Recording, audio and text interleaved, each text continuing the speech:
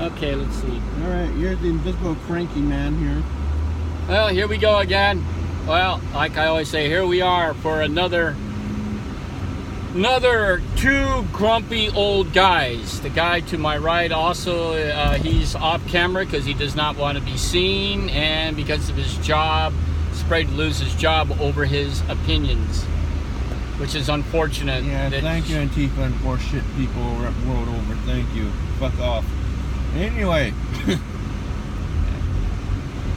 all the claptrap over the idea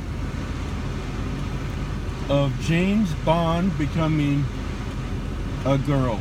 Okay, number one, Jane Bond, right? There's nothing wrong with a Jane Bond? With a Jane Bond if it's a separate universe, separate storyline, all day, but they're folding it into established storylines. And the people that run the James Bond franchise should know better that in the novelizations, in Fleming books and all the books that came afterward by the writers who came after to keep those stories going, the number always follows the agent. Mm-hmm. So the new female 007 taking over James Bond's job because he's retiring, the number is supposed to be retired with the agent, because 008 died in one of the Roger Moore films and they didn't recast the number. 005 was killed off in one of the Roger Moore films and they didn't recast the number. So they're breaking established functionality of how they run their secret agency. Now, if they say somewhere in the story that they're writing that because they have lost agents, they have to restart recycling the numbers for counterintelligence and political reasons, I can get that. The Nazis did that with the U-boats. They would misnumber them left and right to make the British think that, oh, there's 1,000 of them? And there are only a few hundred. So I get that. But Ruin the canon, though. James Bond is synonymous with the number 007. Now, if this story was one where he's training somebody to be a secret agent, and lo and behold, they actually kill him, and the trainee, who happens to be a woman, who also happens to be of color, has to take up the number to finish the assignment out of a revenge trip, and then is given the assignment because she pulls the job off, I could buy that. Oh, sure. Okay? But you just don't, for the sake of popular opinion, SJW. you know, just hand it over. The character has to earn their place in every story. A character has to earn their badge. Make it a tragedy. Make it where, yeah, James Bond existed, he got killed finally.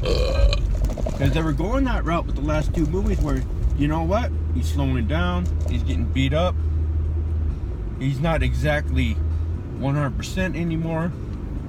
Age and wear and tear is starting to tell on his body. His reaction time is just not good enough, but because he's who he is, they're keeping him around. It happens.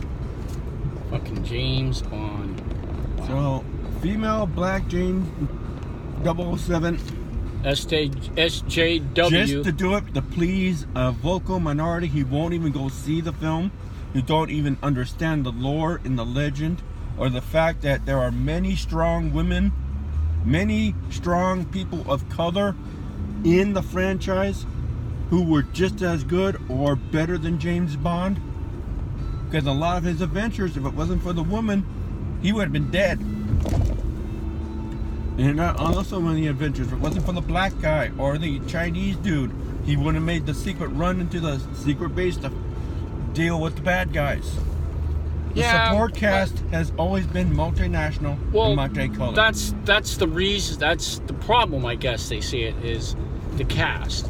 I mean, if you want to take an example of something that doesn't make any sense, because SJW, the last Magnificent Seven, you had Denzel Washington You had Denzel Washington playing a black cowboy, leading a bunch of white guys.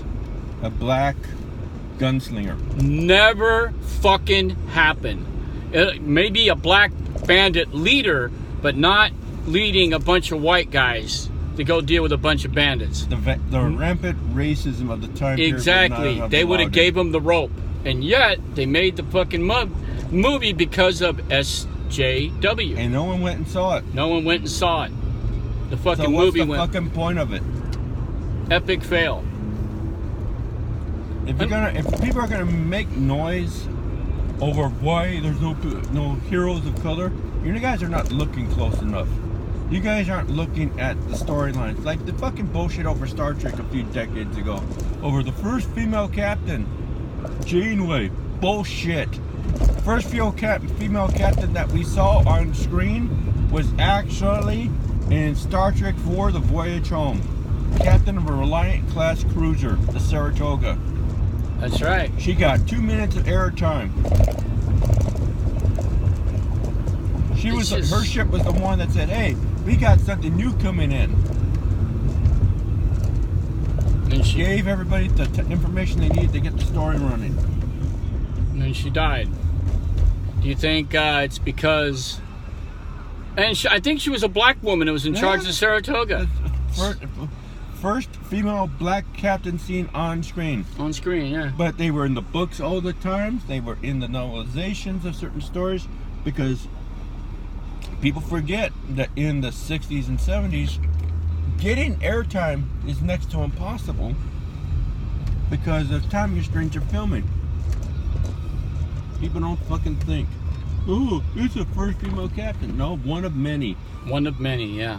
And that's the way it should always be treated. One of many. Like it's old hat, nothing new. Uhura, communication officer on the bridge.